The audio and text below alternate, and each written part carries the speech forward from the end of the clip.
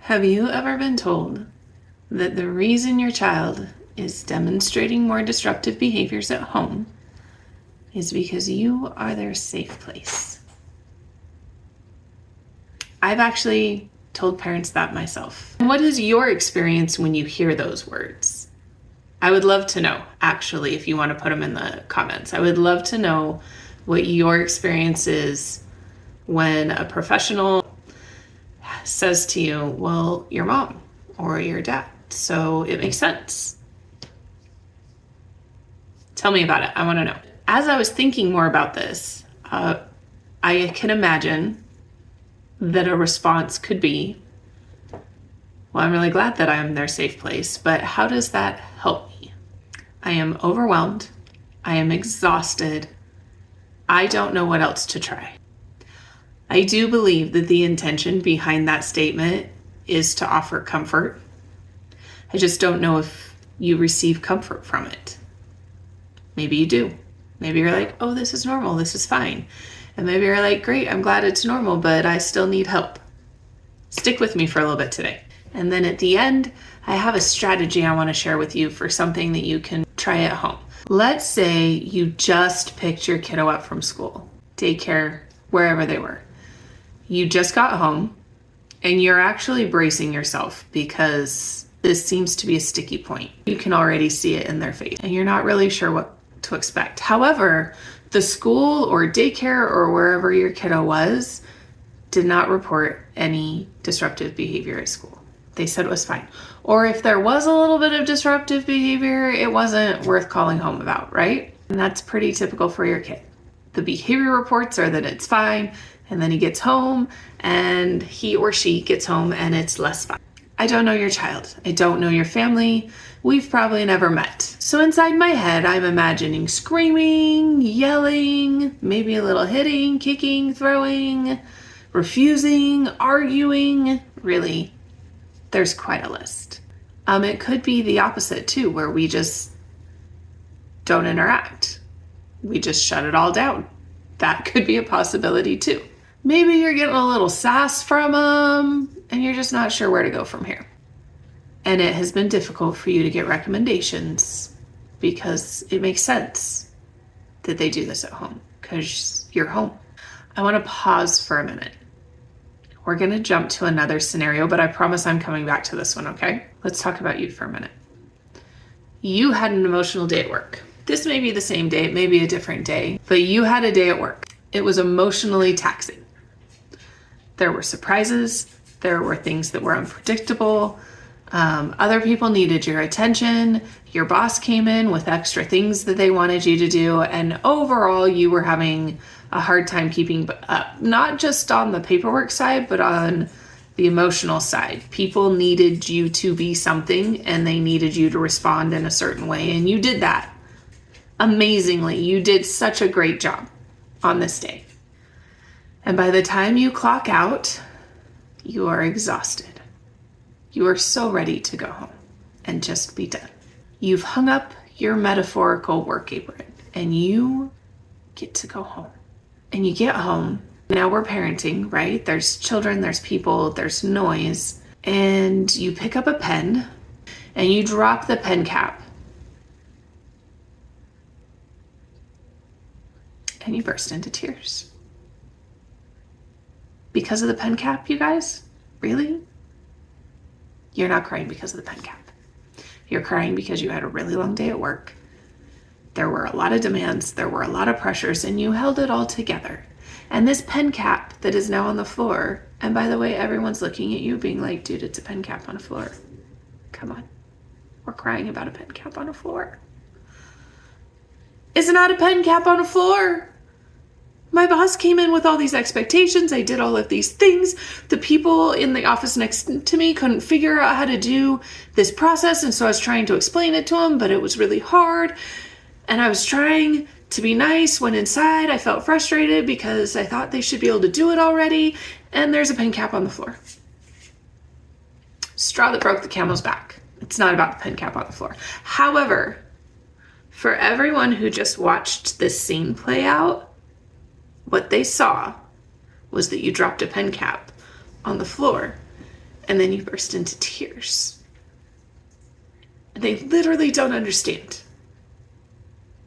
They may even be laughing at you because you're crying because you dropped a pen on the floor. And maybe you're in a position that you can laugh about it as well. Or maybe it's been an extremely long day and now they're laughing at you and now there are more tears. Do you see? I know you've had something similar. For me, it actually is usually not dropping a pen cap on the floor. It's that I hit my hip on the corner of a desk or a table and then I'm crying, and then people get concerned because they think I actually hurt myself. And I didn't. It was just a long day. And I'm not saying these days happen for you every day. I'm saying they have happened. Because nobody knew. In this scenario, you're home. Nobody is aware, unless you've already told them, what your day at work looked like. All they know is that a pen cap dropped to the floor and you're crying. And you're like, no, you don't understand what today has been like. Okay. Pause. Now I wonder, just sit with me for a moment, if you can start to recognize when your child is experiencing something similar. We have no idea what their day was like. You have no idea what friendship situations they managed. You have no idea what workload stuff they managed. We have no idea what their day looked like. We don't know if it was stuff that was all familiar and easy. We don't know if it was new and hard and challenging. All we know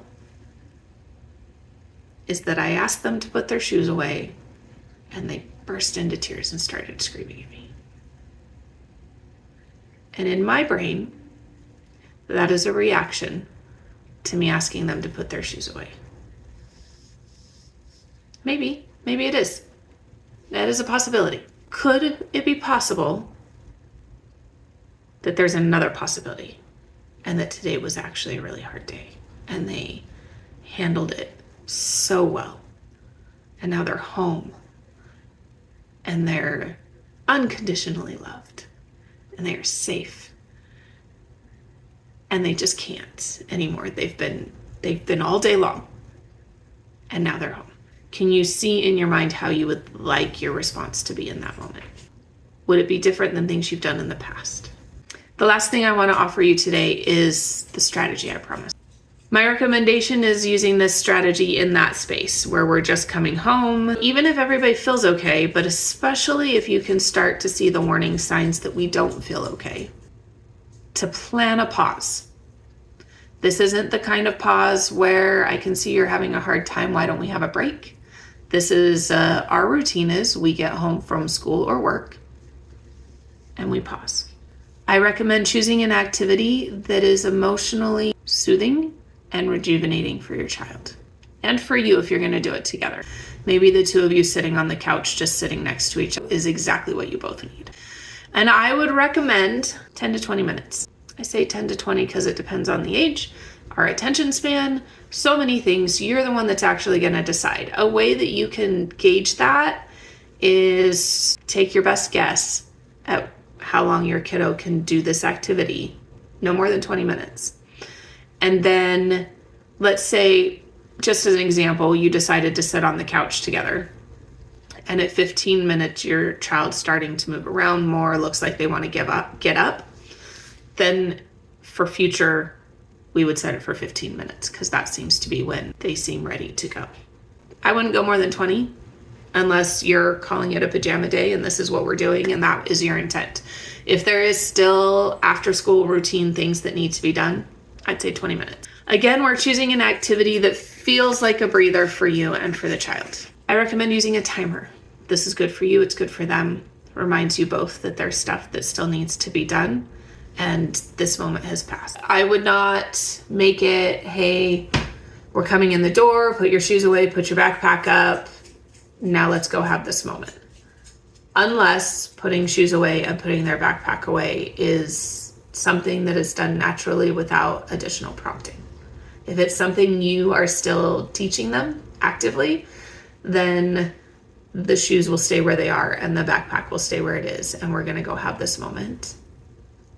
Address it when the 20 minutes is over. When your timer goes off, pick one very short, very simple, can be completed in 3 to 5 minutes or less task, like putting their shoes away or hanging their backpack. Yes, you want both of them done, but in this moment where we're transitioning back to the after school routine, pick one. So, hey, our timer went off.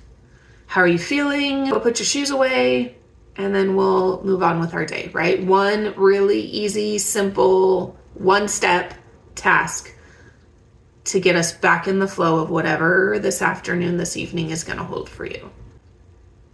It can be a really easy one. All we did is reset our brain, and now we're giving them a very easy task to reintroduce them back into this is what we do after school.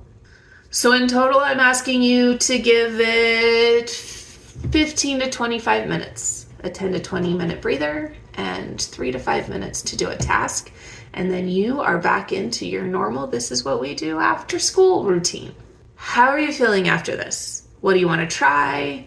What are you concerned might still be your sticky points? Let me know. I want to know. Tell me in the comments. And if you decide to try this quick reset at home this week, come back and tell me how it went. I want to know.